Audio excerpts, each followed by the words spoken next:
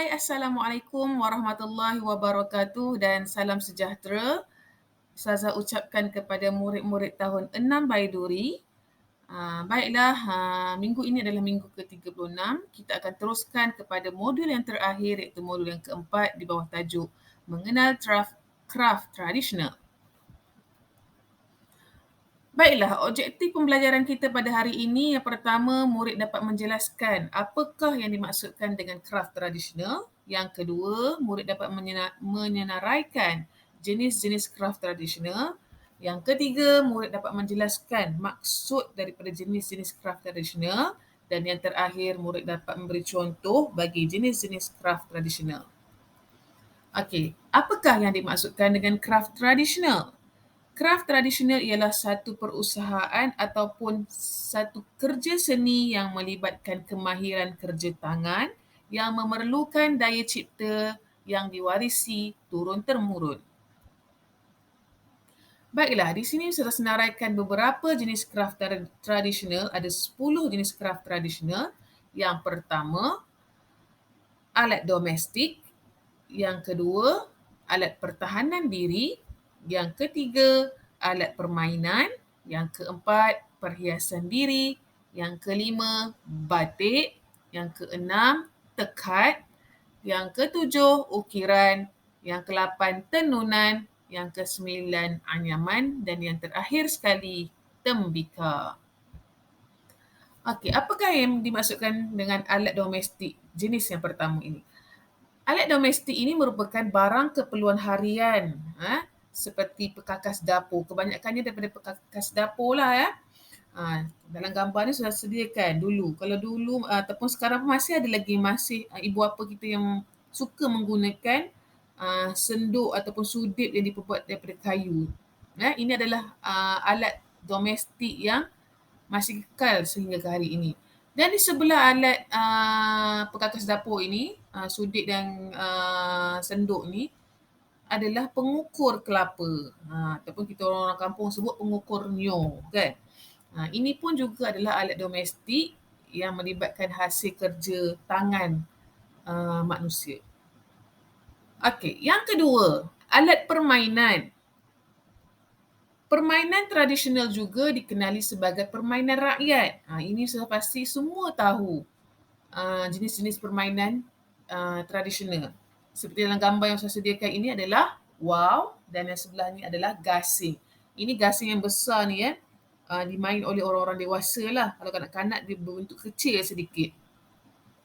Kalau hari ini gasing ini diinovasikan dalam permainan apa?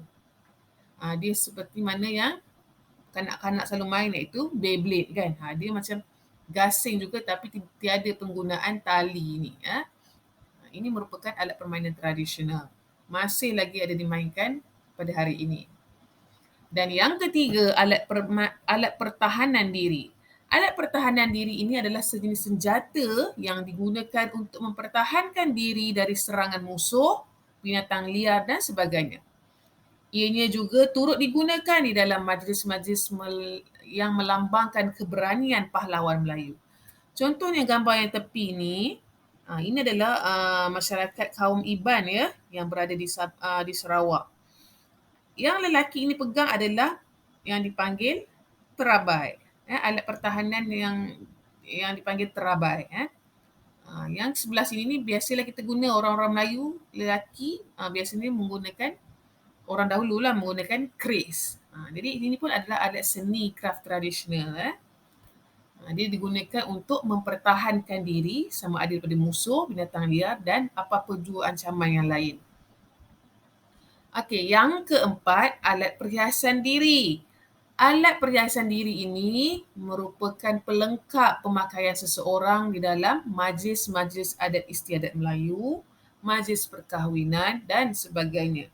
Dan kebanyakan perhiasan diri ini telah diubah suai mengikut kemajuan teknologi. Contohnya dalam gambar ini, dekat baju kebaya ini dipanggil doko. Dipakai pada kebaya orang-orang terdahulu. Masih juga dipakai oleh orang perempuan hari ini, terutamanya untuk pengantin-pengantin perempuan. Pakai dekat tengkuk ni kan. Ni yang lain ini ada alat-alat perhiasan diri yang saya senaraikan kat sini adalah gendik letak kat kepala ni.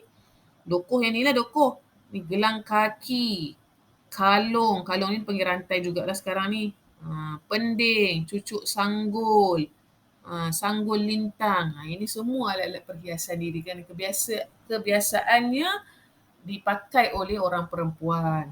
Seterusnya batik. Batik merupakan sejenis kraft yang dihasilkan melalui proses menerap lilin dan mewarnakan kain. 3 jenis kaedah membuat batik iaitu menggunakan teknik tulis, lukis dan canting. Canting ini adalah yang sebelah kiri ni ya. Dia tajam letak dakwat dalam bulat ni dan dia startlah mencanting di atas kain. Yang ini pula adalah melukis. Ni kaedah melukis. Ya. Okey, seterusnya adalah seni tekad. Bukan tekad ya. Kalau tekad D. Yang ni tekad T. Menekad merupakan kerja menyulam benang emas ke atas kain dasar iaitu baldu. Sulaman tekad ini merupakan kebanggaan orang masyarakat di negeri Perak asalnya. Orang Kuala Kangsar dia menggunakan kain baldu ni untuk menekad benang emas di atas kain baldu ni.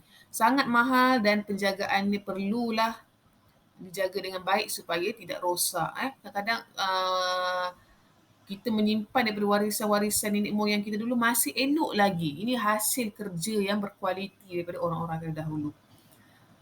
Dengan kipas pengantin bantal ni dulu semua menjadi perhiasan ketika majlis perkahwinan. Seterusnya tenun. Seni tenun. Tenunan adalah seni tekstil yang terkenal di tanah Melayu. Ia mempunyai keunikan tersendiri kerana proses pembuatannya memakan masa yang agak lama. Contohnya seperti kain songket. Ni. Ini dahulu cara dia. Kita terpaksa menenun sendiri. Ya, satu ada cara kaedah dia lah. Tetapi hari ini kain songket ni ditenun oleh mesin. Tak pastilah dia punya kualiti dia sama ke tak, tapi biasanya pembuatan tangan yang tenunan daripada tangan sendiri orang yang membuat tu lagi berkualiti lah berbanding dengan mesin.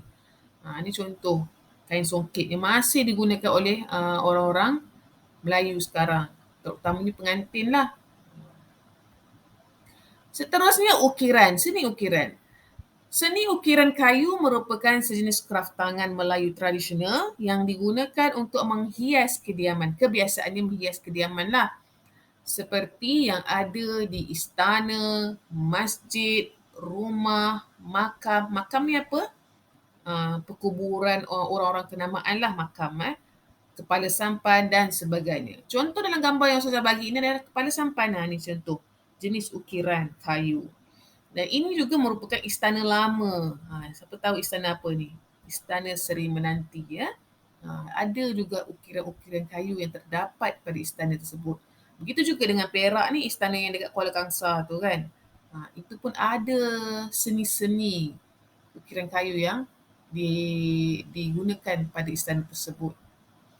Seterusnya, anyaman. Anyaman merupakan suatu proses menjalin daun pandan, mengkuang, bilah buluh, rotan, lidi dan lain-lain bahan dengan menggunakan teknik selang sendi. Sudah pasti murid-murid dah biasa dengan teknik anyaman ini ya. Kamu pernah buat, biasanya buat tikar kan. Ini menggunakan teknik selang seli, ikut warna ataupun mana yang nak naik, mana yang nak turun kan. Ini adalah anyaman, teknik anyaman. Dan akhir sekali adalah seni tembikar. Seni tembikar ini menggunakan tanah liat yang dibentuk dulu, kemudian dibakar untuk jadi keras dan digilap supaya licin untuk jadikan alat kegunaan harian. Kalau orang Sarawak dia buat pasu, dia punya keunikan dia ukiran itu lain sikit lah. Ada yang buat periuk belanga, kendi, jambangan, labu sayung. Labu sayung ni adalah lambang orang kata kebanggaan orang Perak lah, sebab orang Perak yang mempopularkan penggunaan labu sayung ni untuk menyimpan air terenang. Okey. Itu adalah jenis-jenis kraft tradisional Melayu. Okey, baik. Itu saja untuk modul yang keempat ini, iaitu mengenal kraf tradisional. Saya akan beri pada kamu link untuk latihan kefahaman kamu di word wall. Saya akan share dekat grup kelas kamu masing-masing.